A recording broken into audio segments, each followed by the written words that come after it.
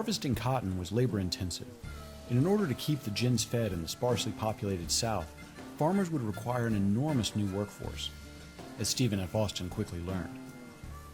Stephen Austin, and his father before him, had seen the explosive growth of cotton across the South.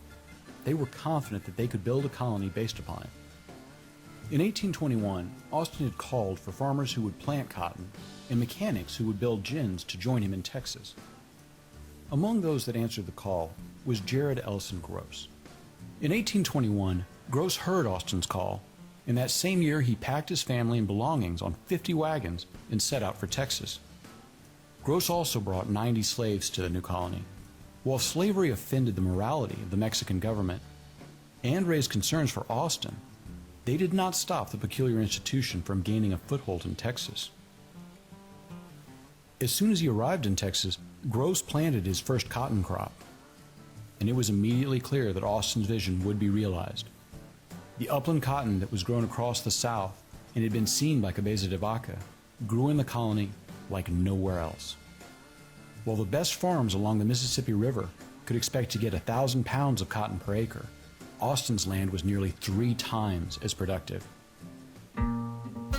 The success of the colony's crops made the need for gins immediately apparent. By 1825, Gross had erected the first gin in the colony.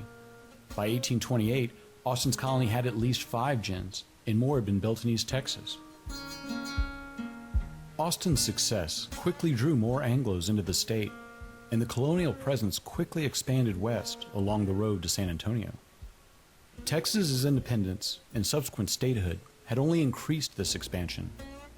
When Spain had called for colonists to move to Texas, her population, excluding Native Americans, was fewer than 3,000 people. By 1835, there were more than 35,000 people, and this number would double in the next 5 years. By 1850, there were more than 210,000 people in the state. The planters brought with them their way of life from the Old South.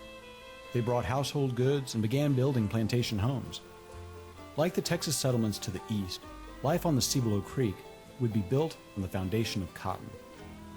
The planters also brought their most valued assets, their slaves. By 1860, there were as many slaves as white settlers living along the banks of the Cibolo. Cotton production had exploded across the southern United States following the adoption of the cotton gin, and the rapid expansion of slavery had closely followed. When Whitney had introduced his creation, there were fewer than 700,000 slaves in the United States.